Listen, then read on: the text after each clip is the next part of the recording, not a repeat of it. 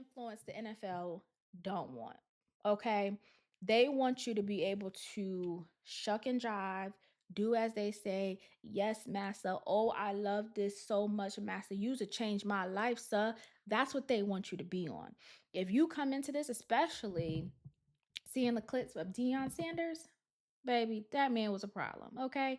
He has so much confidence. Okay. And they say he was as good as he thought he was. So I believe they didn't want that. They didn't want that again. They didn't want to repeat. They didn't want to repeat.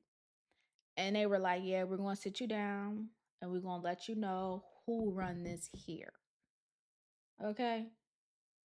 This here, what we got going on, yeah, that's us.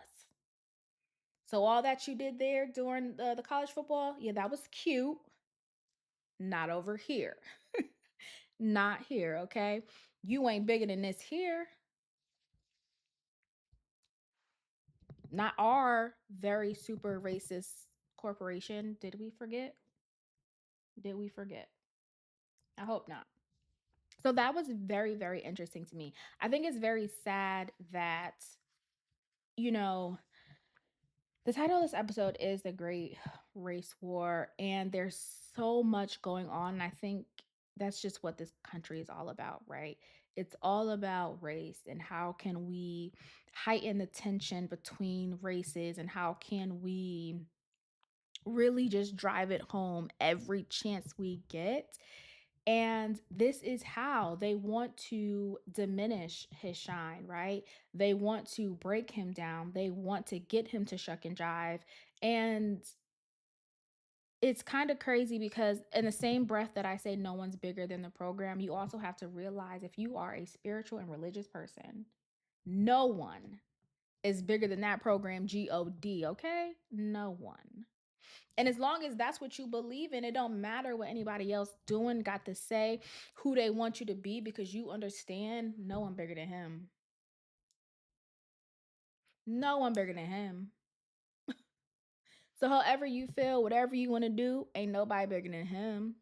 And one thing about it, he don't play about those who don't play about him. Hello? Yeah. So it may be cute that you didn't want him to get picked. It may be funny to y'all when y'all get in y'all little boardrooms. Y'all think y'all breaking him down. Mm-mm, mm-mm. That's not how that's gonna go. And it's crazy because irregardless, you know, whatever team he ends up going to, he's going to make the NFL a bunch of money. He's going to get in there, show out, ball out, do his thing as he should. Okay.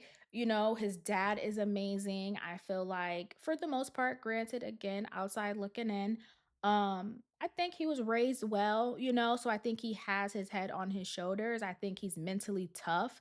And I think he'll be able to handle whatever they want to throw at him. I just think this is their way of like sticking it to you again and reminding you. But at the end of the day, I don't think that he needs to shuck and jive. I don't think he needs to cower.